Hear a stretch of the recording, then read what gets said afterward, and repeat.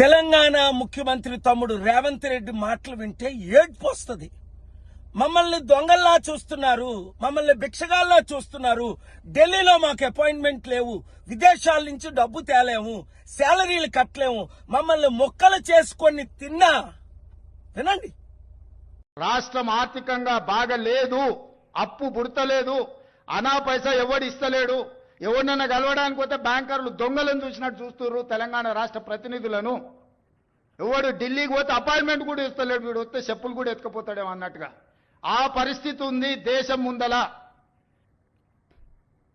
అప్పు పుడితే నేను కూడా ఏదో ఒకటి చేసి తెచ్చిచ్చేటోను, అప్పు పుట్టట్లేదు, ఎవడు బజార్లో నమ్మడం లేదు. స్వీయ నియంత్రణనే దీనికి పరిష్కారము.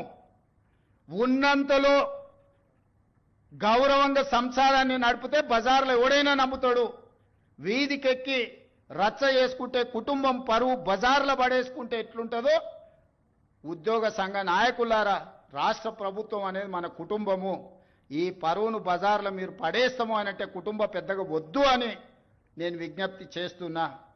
విన్నారు కదా, నేను చెప్పాను.